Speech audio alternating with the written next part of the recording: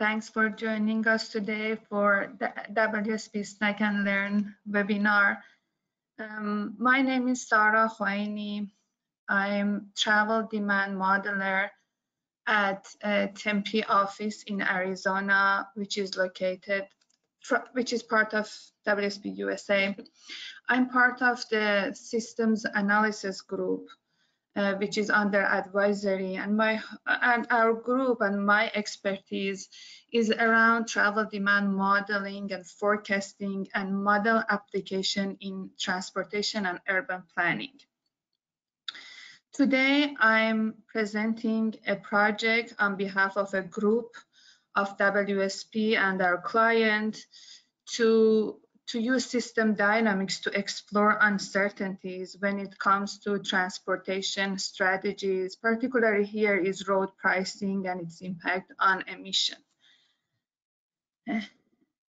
I will, throughout my presentation, I will first give you an introduction to system dynamic, and then I will introduce our client, their problem statement that we were trying to solve using system dynamics and our approach and finding, and then summarizing the lesson learned by client.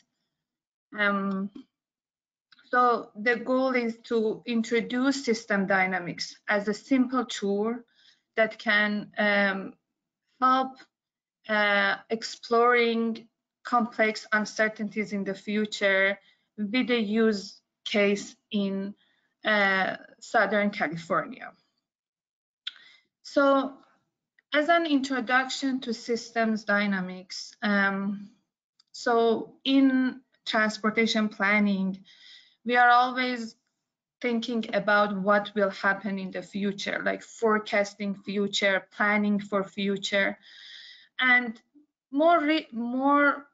years ago, when we were trying to think about future and think about our expectation, we were kind of more clear.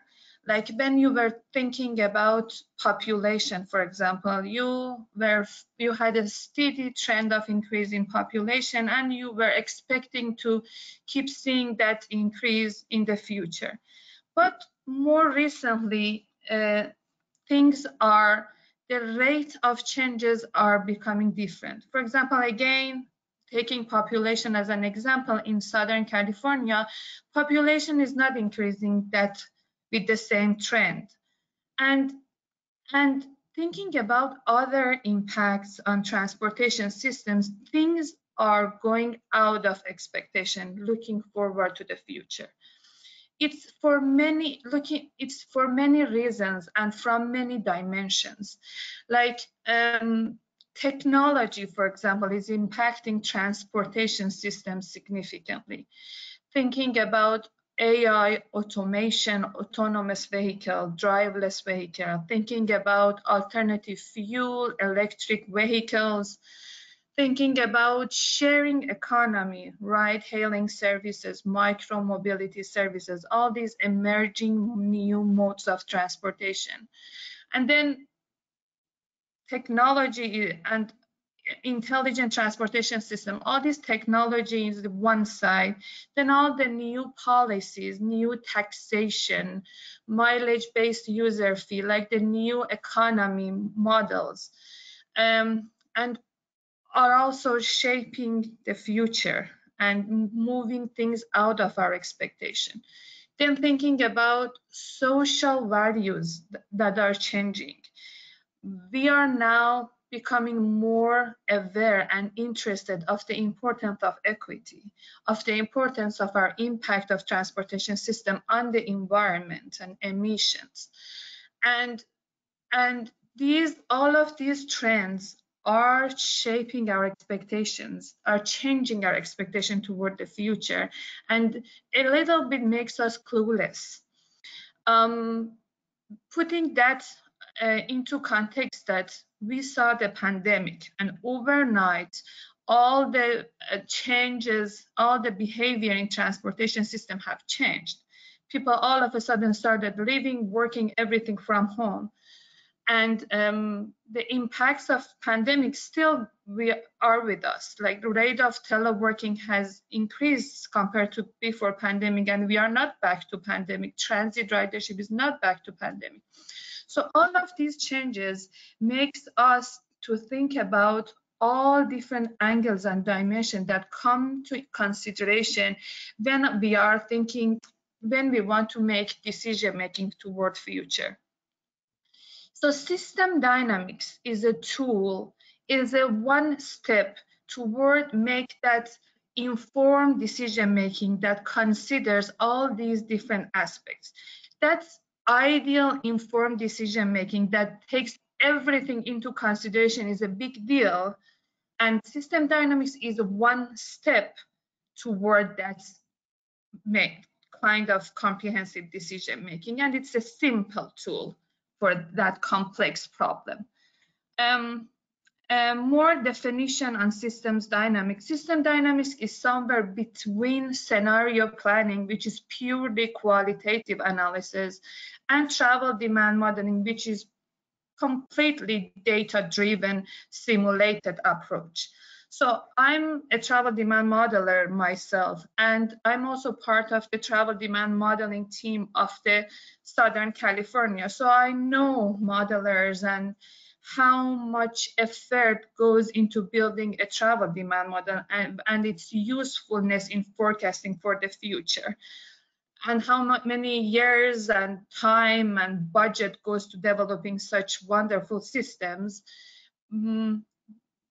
But we also need some simpler things, tools, to be able to put into context changes that might not be modeled or in the travel demand model.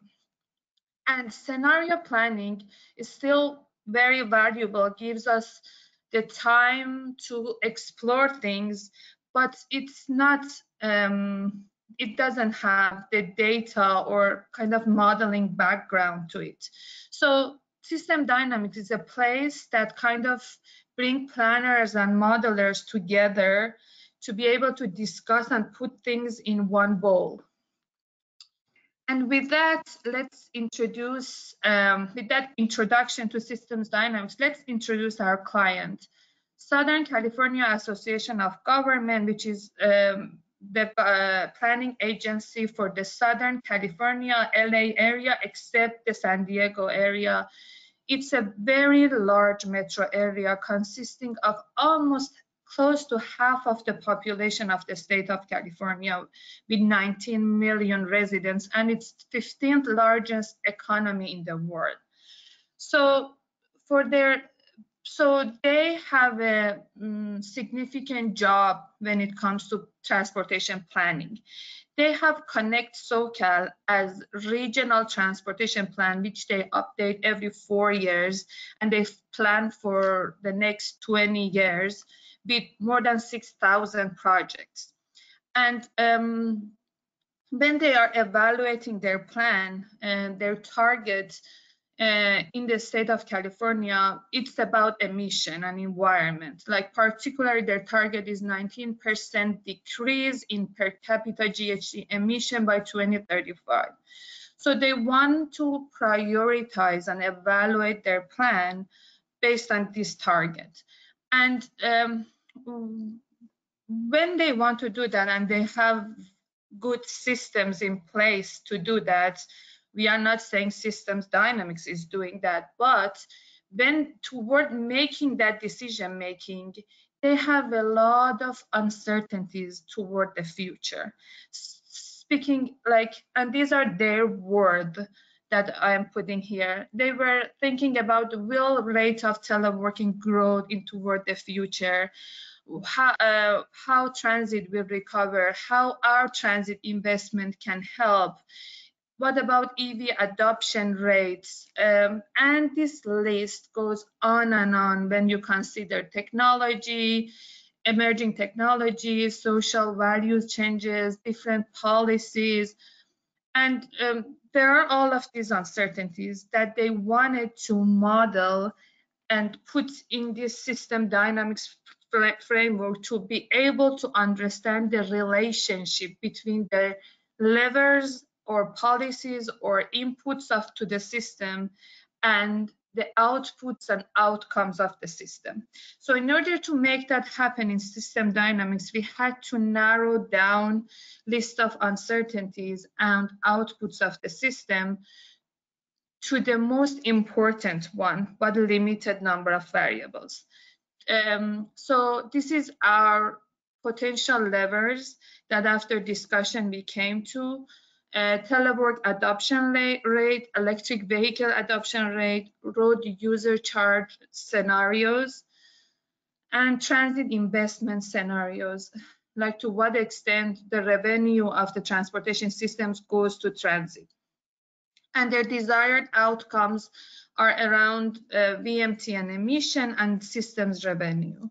With that kind of manageable scope of uncertainties and this high-level diagram of system dynamics, we started going into the actual systems dynamics software, which is a user interface of the WinSim, the software of system dynamics that we use. And it's called flow diagram. The way it works is it connects different variables, whether they are inputs or output of the system, with arrows. And for example, you see road user charge decreases number of trips, and number of trips increases VMT, and VMT increases emissions. And with each arrow, an elasticity value will be assigned. And that elasticity values should come from a reliable source. It might be a literature source, it might be travel demand model, it might be a similar system in another location with similar characteristics. So as much as possible, we want to find reliable elasticities and assign to these blue arrows. And this whole flow diagram was built with the discussion between planners and modelers of SCAG and WSPT in order to understand the complex of relationships of variable they are trying to control for in their mind of uncertainties. And we started with 11 variable, we ended up with 54 variable. And we are not saying that these are all the variables that are actually should be there, but these are manageable enough number of variables that we can model, we can assign reliable elasticity values to, and we can do a reasonable modeling of understanding the inputs and output variables that SCAG were interested in to model. Again, the input variables here are highlighted in yellow. They are EV policies, road user charge scenarios, increase in teleworking, and transit investment. And once you have this flow diagram completed, assign all the elasticities, then you start running the model. And the way the model works is that you forecast the changes or your output variables toward the future. Like here on this is a draft output of this model. You see on the vertical axis, there are units of emission. On the horizontal axis is the forecasting year.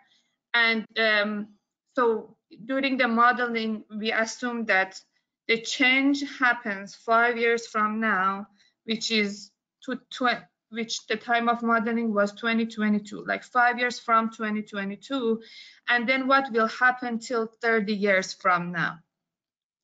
And the scenarios that are modeled are color-coded at the bottom of the graph.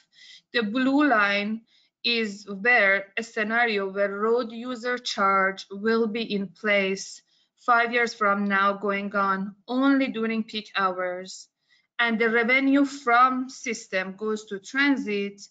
We will motivate for teleworking increase as well as policies toward EV adoption, increase in EV adoption rate. So that is the blue scenario. The red scenario underneath that is the same scenario without EV policies. And the green scenario underneath that is the same scenario without teleworking increase and EV policies.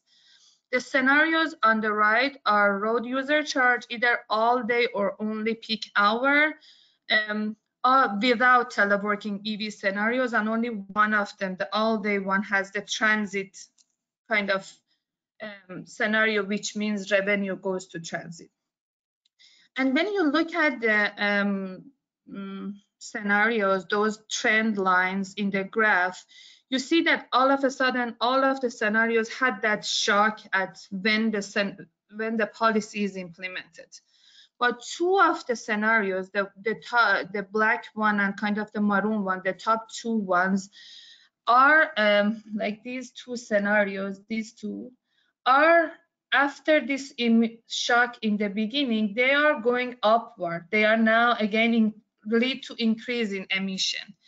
This means that if you implement road user charge, but you do not invest in transit, EV, teleworking increase, you still get back to where you were. And the road user charge by itself didn't help, cannot help. And while if the other four scenarios are, all of them are seeing some constant, some steady decrease in emission, with the blue one having the most of them because it had all these policies in place. So my kind of take-home message here is that systems dynamics is not trying to, for example, say, okay, this scenario will decrease emission from 30 million units to 28 million units here. It's just trying to give an insight between various uncertainties in the future and how different uncertainties react to each other, and what would create a case that puts us closer to where we want to go. And I want to end my presentation with lessons learned from using systems dynamics from the client viewpoint. So our client said systems dynamics help us to clarify our goals, better understand the interrelationship of complex trends, effectively collaborate between planners and modelers, quickly explore the effects of multiple input assumptions simultaneously, and understand and communicate the effectiveness of various transportation strategies. And with that,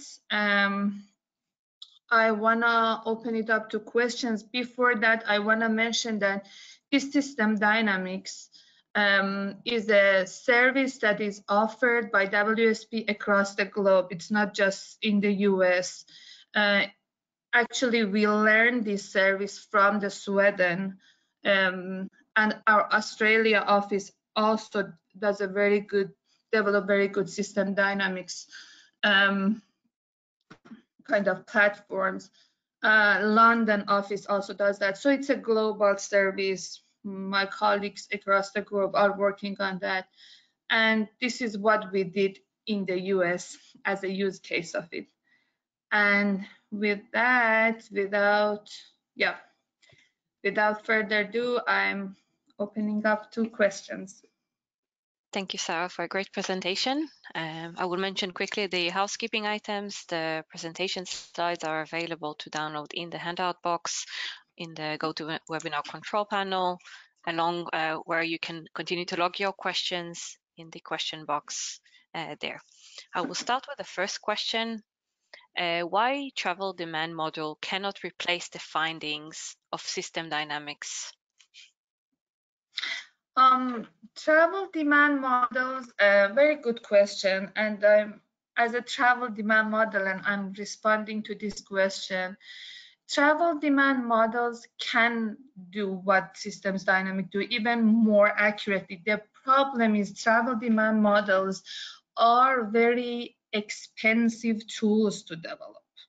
And sometimes you want to explore some uncertainties without all the time and budget that goes to building a travel demand model systems.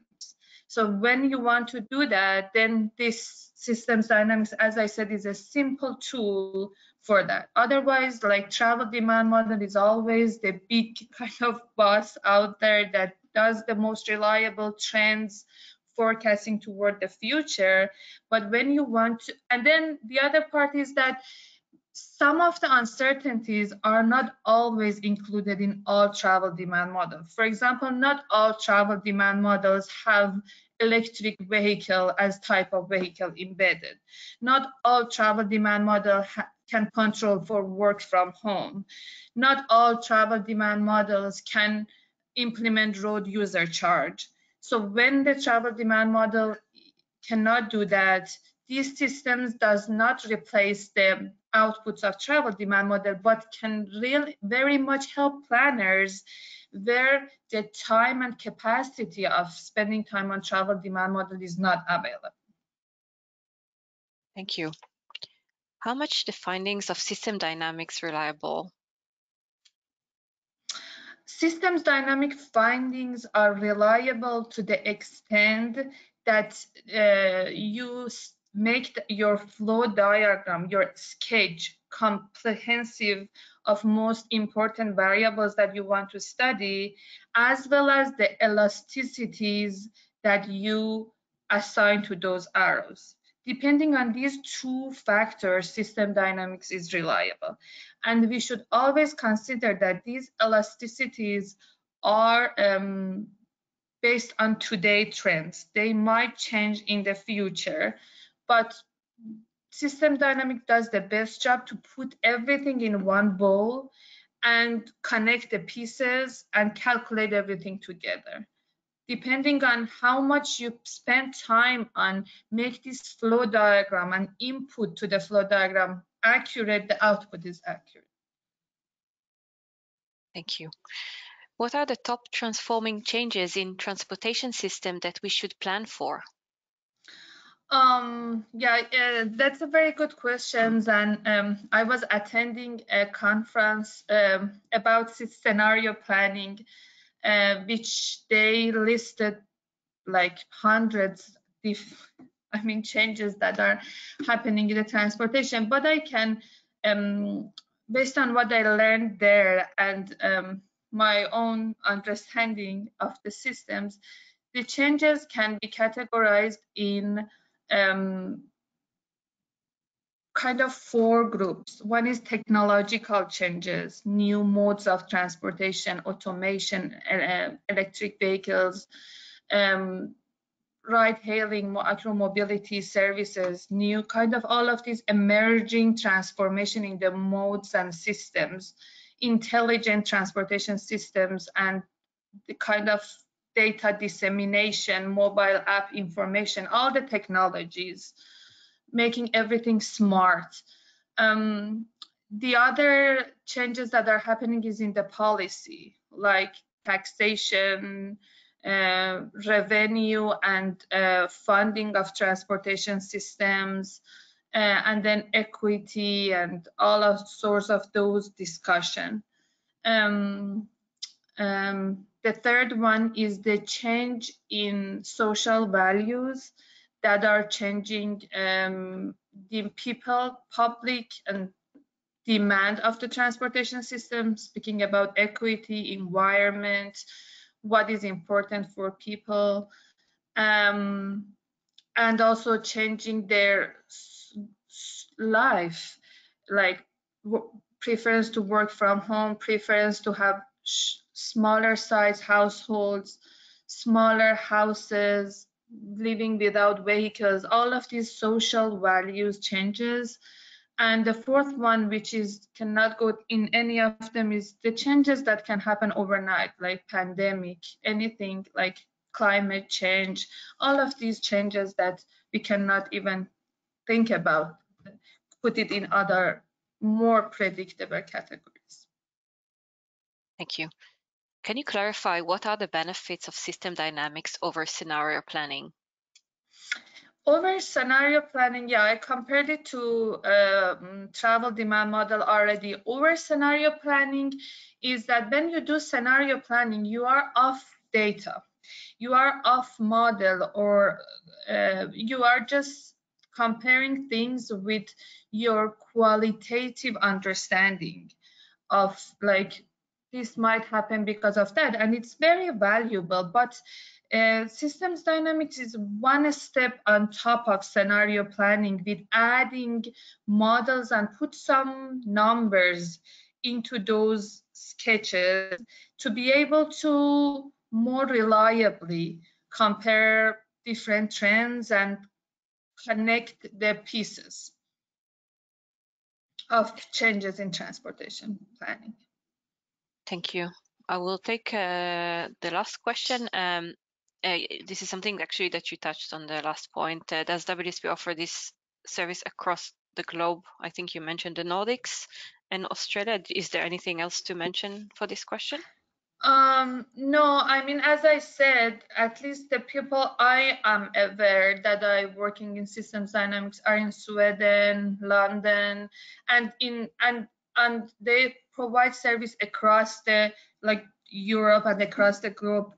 We have long history of doing systems dynamic in Australia, and yeah, and these even they are they are even their field, like their main expertise is system dynamics. So yes, WSP is offering systems dynamics across the globe. Fantastic. Thank you, Sarah, for a great presentation. Thank you, everyone, for joining us today. Please feel free to follow up directly with Sarah via the contact details shown on the screen for any additional questions. We appreciate your time today. So have a wonderful day, everyone. We will wrap up the session now. Thank you all. Bye.